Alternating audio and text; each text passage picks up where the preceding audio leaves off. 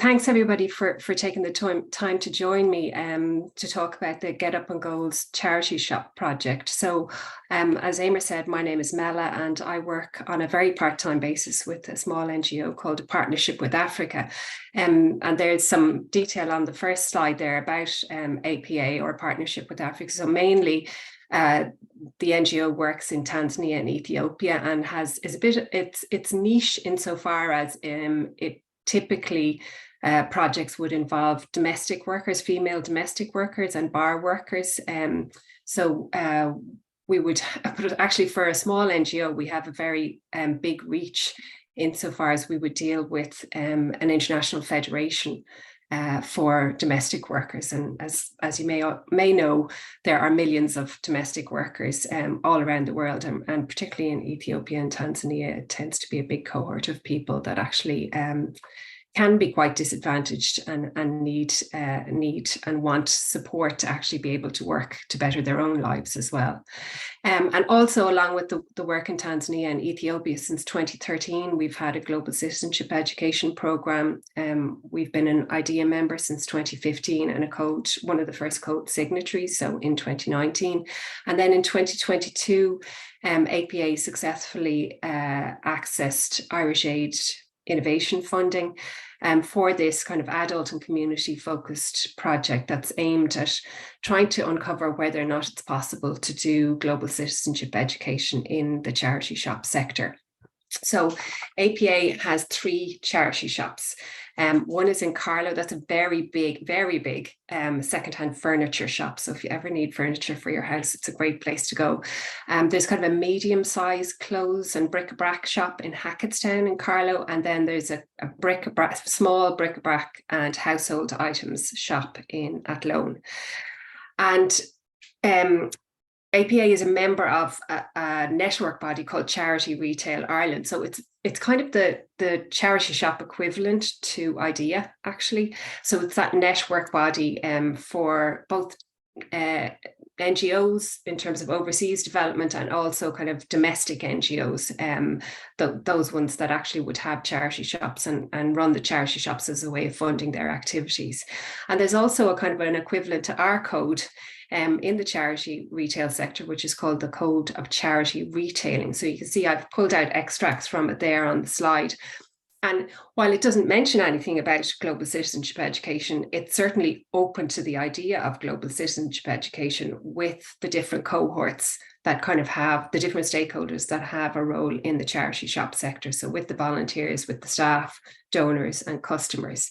And then that image that you see on the slide, the one that says member Charity Retail Ireland, if a shop, an NGO who has a shop is a member of Charity Retail Ireland, you will often see that, should see that hanging on a window or on a door as you go into a shop. And that's actually a really important thing to know, because one of the biggest challenges facing charity shops is thrift shops that make themselves look like charity shops, but they're not charity shops, they're for profit.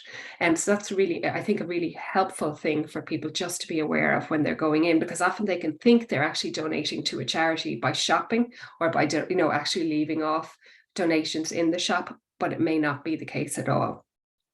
So it's a bit like the bags that arrive on your porch as well. It's the same kind of thing. You can have bogus collections outside of the shop context, and you can have the real deal. And it's good to look out for that logo, the charity retail logo.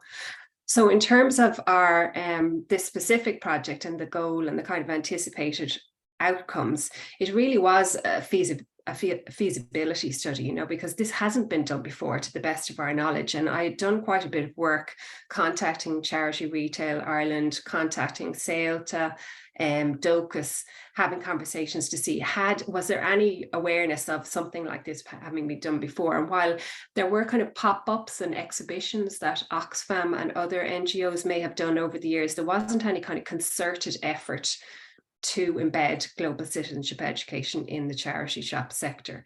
So in terms of expected outcomes, it was around engaging with the different stakeholders, piloting activities in the shops, and then really just about building dialogue, which is part of what today is about as well, to kind of talk about the potential role of charity shops where global citizenship is concerned.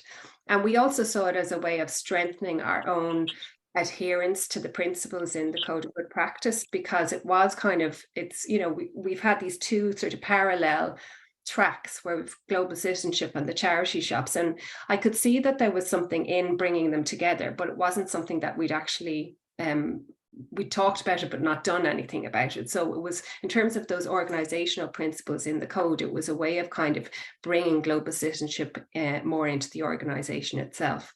And obviously the long-term aim would be that all charity shops would do something around global citizenship education. The reality is they're doing it, they are doing it, they're kind of living it, but they don't talk about it, and they don't kind of actively engage customers and donors in education style activities or any of the methodologies that we might typically associate with global citizenship ed.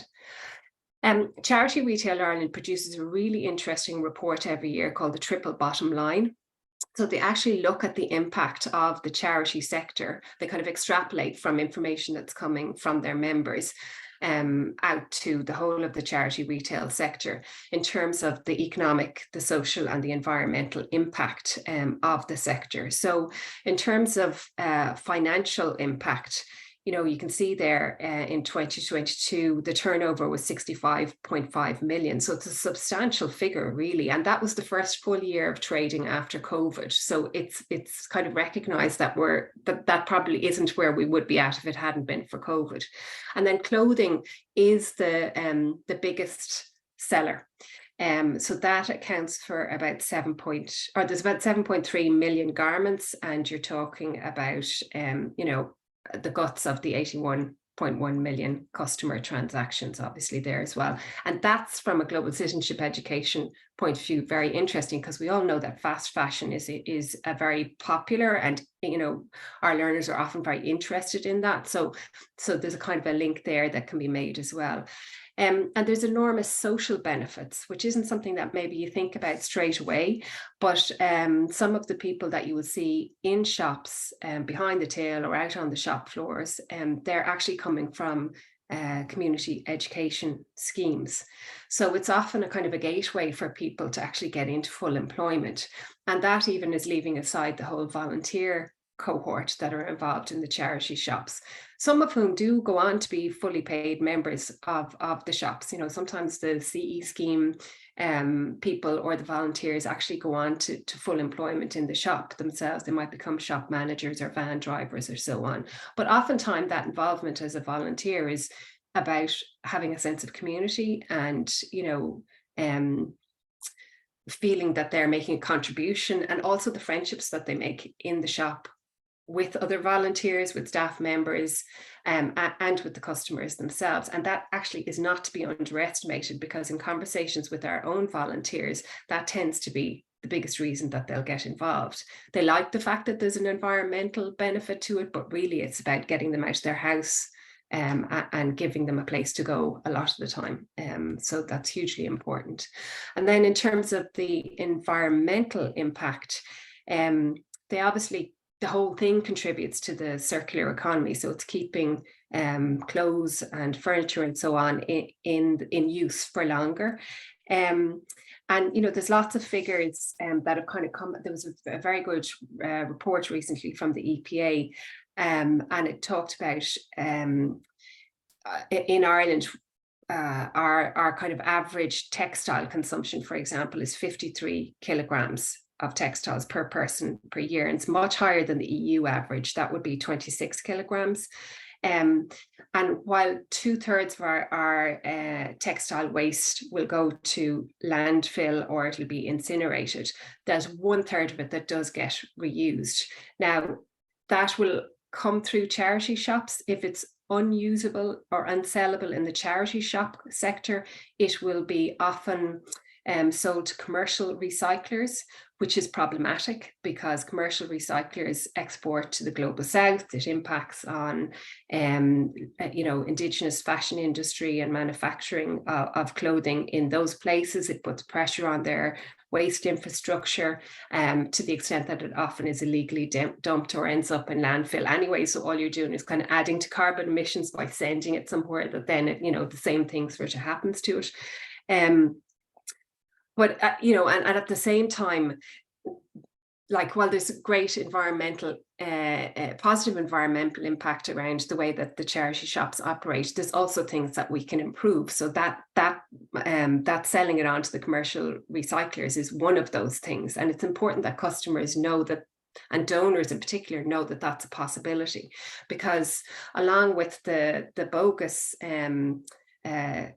secondhand kind of sellers that are pretending to be NGOs, the other biggest problem facing the charity retail sector is actually the quantity of the donations. Often shops can't cope with the sheer volume of things that's coming through, and also the quality of it. So fast fashion is a problem at every step of the way. And I know, Aisling, you know this really well from the work that you've done and your resources around fast fashion as well.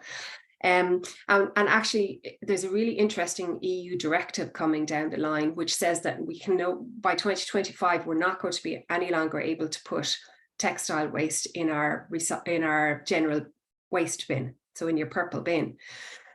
And that is going to actually put the charity retail sector under huge pressure, because you can see how if people are no longer able to just trash their unwanted textiles, it'll probably end up being donated, which will probably lead to more unsellable textiles going to the commercial recyclers, which will then have an impact on the global south. So this is kind of an issue for charity shops and wider society that isn't going to go away. And it's important when we're talking about the charity shops to think about the good that they do, but also the things that they can do better. And they are one of the very important links in that chain. I mean, the other thing is that the EPA would estimate about 90% of the clothes that are in our wardrobes haven't been worn for over a year. So it would indicate not just the overconsumption, the problem with overconsumption that we have, but also you know, like there's a vast amount of goods there that could potentially be in the secondhand market. So how can charity shops actually tap into that for, you know, without actually contributing to further in negative environmental impacts and so on? So lots of questions there. So one of the first things that we did in this project was actually put together a survey, and we weren't just focused on APA customers or donors or volunteers and so on. We were trying to get it out more widely than that. So for example, Self Help Africa, which is one of the other few NGOs in the Irish context that has charity shops and global citizenship education expertise, would have actually circulated that survey for us as well. And we're very lucky in that Ruth Nega is our patron, and she really kindly did a photo shoot for us, and we were able to use her image in terms of disseminating out the survey link and so on. And I think Emer is going to send out the link in the chat now. So if you haven't filled it out already, please do. I cannot tell you the amount of effort that has gone in to disseminating this survey link. It has taken up a huge amount of time, and with the response rate that we're actually very disappointed in. You know, we've had TDs tweeting it. It's gone out through Charity Retail Ireland network. It's been on Active Link. It's been gone through IDEA newsletter. You know, deved.ie have tweeted about it. We have tried everything, and it's paper copies have actually been given out to customers coming into the shops. It's really hard at the moment to get people to fill out a survey, and this is a quick one. So anything that you can do to further disseminate that link would be really, really, really welcome. So the figures that I'm going to show you now are actually based on the numbers that we had back about 2 weeks ago. So it has gone up a little bit since then, but I'd love if it went over at least 200 and more if at all possible. And we're going to keep the link open for a good bit longer, past the end of the project, kind of the formal ending of the project, because it's actually really useful information in terms of where we might go in future. So I'm not going to labor this, but you can see that we do have a kind of a cross section of the customers, the donors, volunteers, and so on. There's slightly more donors than anything else. We do have responses from all 26 counties, some from the UK as well. And then our customers don't just shop in APA shops. They kind of tend to shop, they tend to shop in more than one charity shop, and they or donate to more than one charity shop, and usually it's indicative of what charity shops are actually in their particular locality and where they'll actually go. So one of the survey questions asked why people shop, donated volunteers, etc., in charity shops, and you can see that they talk about, sorry, I'd have to move you across the screen so I can see my own figures. They talk about mainly doing it for social reasons. That was what they ticked. But actually, when you get to the next question, which was an open question, and you interrogate it a little bit more, the figures kind of change slightly. So that's why you can see the figures in red are a little bit different. So when you really interrogate their reasoning, the social reasons and the environmental reasons are on par. And then there's a section of other reasons, which I'm going to come to in a moment, which come next. And then economic reasons are at the bottom in terms of you know, why they actually are involved in charity shops. That's probably a problem with our survey dissemination. You know, we're not maybe accessing people who are needing to shop in charity shops. Because it's, you know, it requires a level of literacy maybe, or we're just not, you know, we're not disseminating through the right places, or whatever the reason. It isn't necessarily that economic reasons are less than, it may be just down to the profile of people who are filling out our survey. But it's very interesting when you look at the different reasons that people give. So some people do talk about necessity. You know, you can see from some of the quotes that are there, it's due to financial reasons. It's my day out going into the shop. A lot of people will refer to it being value for money, which is a bit different to necessity. People will talk about actively wanting to contribute to the idea of a circular economy. And then you've got the kind of the people who are on the community education schemes, or who are actually volunteering in the shop, who are talking about it from the point of view of how that might contribute to their ability to go on to get paid employment. So that is also an economic reason. In terms of social reasons, the main thing that your donors and your customers will talk about is specifically wanting to support that charity, that particular charity that's running the shop. But they also, a lot of them will talk about wanting to support people in their own community who can't afford to buy new. So it's got a very local kind of feel to it. It's about what the charity does wherever they do it, but it's also about the people that they're living cheek to jowl with, who maybe aren't as financially well off as they are. And then I've mentioned this before, in terms of social impact, it's about that sense of community, or the friendship that exists between the staff and the volunteers with the customers or with the donors. So that kind of human connection part is really, really important. And then if we look at environmental reasons, the things that people tend to talk about is environmental sustainability. And then the words that kind of crop up a lot are reuse. Often people use the word recycling, and you can tell that they mean reuse, but they're mixing the two up, which is sort of interesting in itself. I think from a global citizenship education point of view, like that's maybe something that we could be clearer on, be very clear when we're talking about reuse, reduce, recycling, repurposing, what each of these means and the difference between them, and what's, you know, which ranks best in terms of environmental impact, because obviously the recycling is the least good of the lot. Fast fashion comes up a lot. They're aware that it's diverting textiles, for example, from landfill. Waste comes up a lot. Climate doesn't get mentioned that much, actually, not as a term in the responses, but it is there for a few people.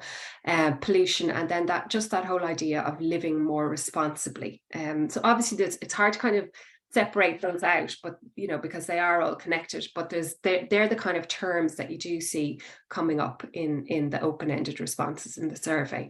And then this is the really interesting category. So this is your other reasons, and it's actually about the experience.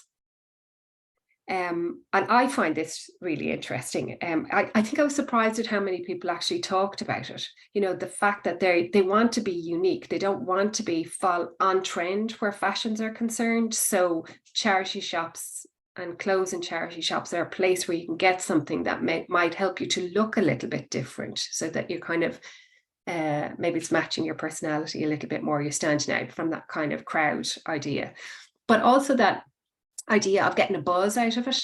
And not just because it's a bargain, actually, just that finding a little gem that maybe nobody else will think is a gem, but it's important to you for whatever reason, and the kind of fun aspect of shopping in charity shops.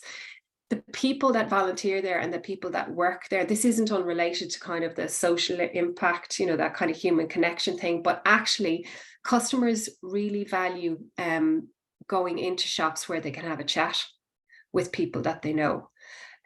So there's a sense that actually the staff and the volunteers are more helpful than staff and volunteers, or staff might be in a for-profit shop. And that's probably true because of the motivations for actually being there in the first place. Also, the emotions that it evokes in people. So, you know, I don't feel as guilty if I shop in a second hand. So that's a kind of an interesting one as well. So there's an emotional kind of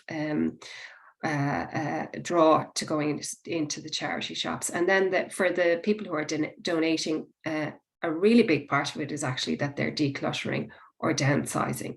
I actually don't think this stuff should be underestimated in terms of why people go into charity shops, because oftentimes when they're talking about this stuff, they've already said something about the economic impact or the social impact or the environmental impact. This is a very consistent theme for lots of people, regardless of what whether the other motivations might be their primary theme. This keeps coming up. So I think it's something to think about in terms of how you might actually structure global citizenship education activities.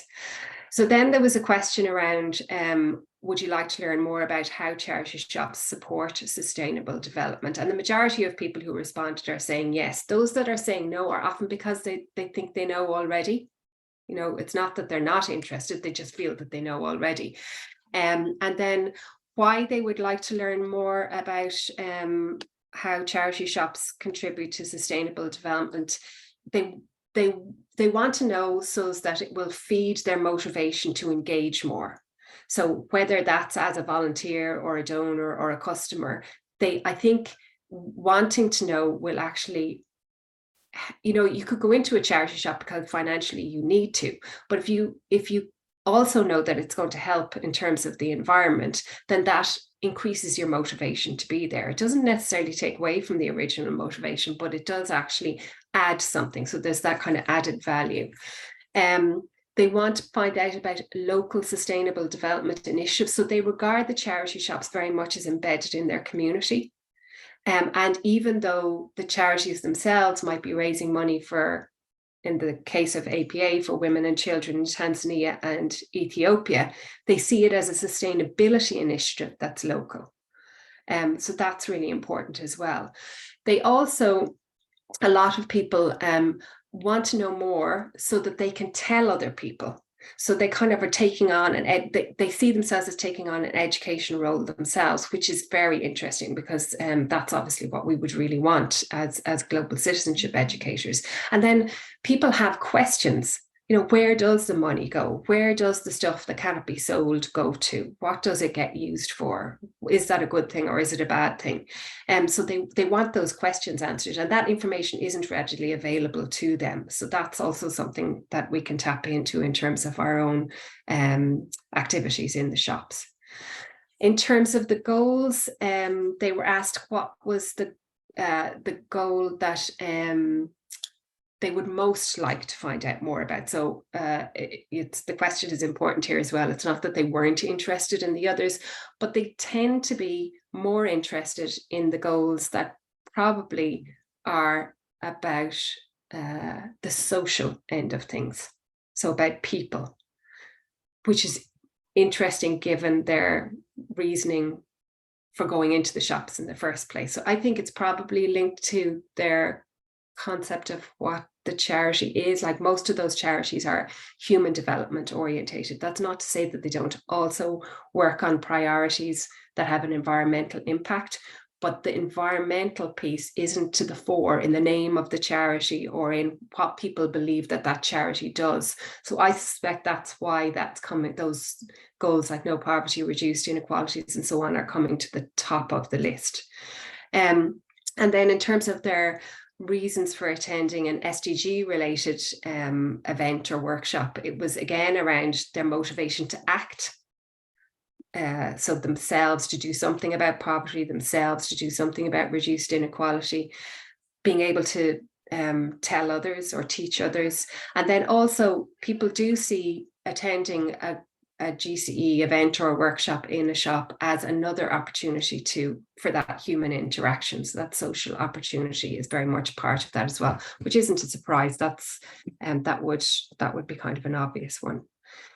And then they were asked for ideas for workshops and events. So what kind of things would they be willing to attend? Sorry, I'm trying to move you out of my way there and you're not going across. There you go. So, you know, it was around how a lot of people are very interested in the role of charity shops in relation to the goals. The role of charity shops generally in relation to sustainable development. They're also interested in the work of the specific charity. So that idea of the question and answer session with somebody from the NGO who's running the shop. But there was some really interesting ideas like around the live music from the Global South, or, you know, which is kind of moving, it's blurring the lines between global citizenship ed and intercultural education, which, as we know, is a typically blurred line anyway. But that was coming through in their ideas. And then there were things that were specific to the things that are sold or donated to the shops. So when people are talking about wanting a workshop on the impact of fast fashion and sustainable consumption, you can see there's a trend in the shops that they're saying they have a link to tend to be ones that sell textiles. So there's kind of events or workshops that are specific to what's been sold in the shops, and that does make sense as well. Sewing workshops, how to repair clothes.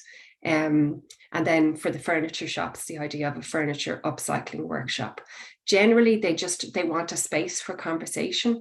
And they did talk about using the shop spaces better. So displays and windows, like Charity Retail Ireland would do a kind of a competition between charity shops where they actually have an award at the end of every year for the best window display. So we should be tapping into that as well. And then a constant theme throughout it all is an encouragement for younger people to get involved. So this was always a project about adult and community education, but a theme that has come through the survey is that younger people need to be encouraged to get involved in charity shops. And so I'd be interested in your take on that as well.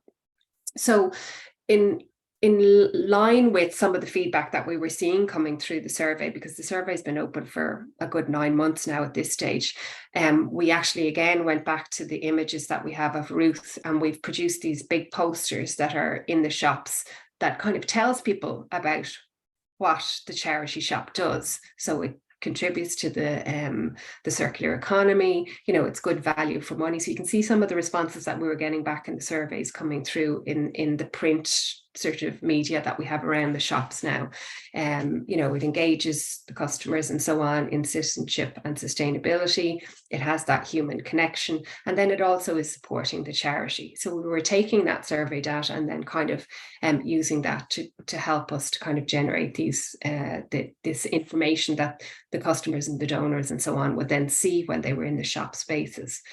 We have one there on global citizenship education as well, because no surprise, people don't really know what that means. And then we did actually try a couple of workshops in the shops. So you know, this is a great template because you can just write in when you have something. So so that kind of works really well, rather than printing off a particular poster for each event. We're able to just use this template, and we'll be able to use it after the funding runs out as well. We have some of those left over. So we did have an event in Dublin for donors and volunteers before Christmas, and Ruth Nega was at it and spoke at that as well, and we talked about the project. That was really well attended. It was a great night. And then Ruth went to the shops actually, so we got a lot of media coverage down in Carlow when she visited the shops. We had a art workshop that was in the furniture shop in Carlow, and it was linked to a festival that was happening, which involves AFRI and some other NGOs and the college down in Carlow as well. And we had quite a bit of interest in terms of registration, but in typical adult and community fashion, not an awful lot of people turned up on the day. But it was kind of interesting because there was a small group of us doing it, and then there was people coming in and out of the shop, and they were interested, but art scares people. So I'm not sure that as a draw, that was the best one to go with first out of the traps. So that was kind of a learning as well. And that was on a Saturday morning, and it lashed rain. I knew the minute I woke up that morning that the numbers weren't going to be what we had hoped.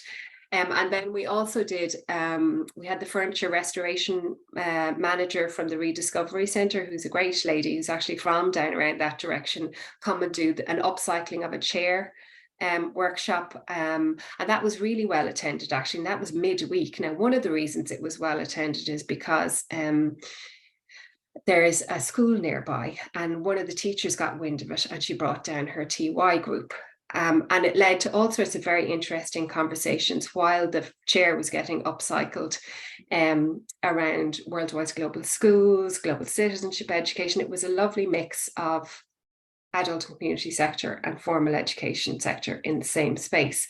So that was kind of interesting as well. And then we had, Aisling and I had several conversations about possibly doing a fast fashion orientated workshop in Hackettstown. But the stumbling block there is space. So actually the furniture shop is really easy to do things in because there's loads of tables and chairs. But when you move the idea to a closed shop where you have to move rails back and there isn't necessarily a place to sit, it becomes this whole thing of, well, do we find a space nearby where you do the workshop and then bring people to the shop? And we ran into the end of the year as well and busyness, and it hasn't happened yet, but I think we're still interested, aren't we, Aisling, in trying to move that forward at some point. And it's nice to think that APA and Self-Help Africa might link together in that regard as well, because obviously Self-Help Africa is a much bigger NGO with many more charity shops, whereas APA is small. So it'd be nice to see it scaling up, and we could certainly do that with the fast fashion.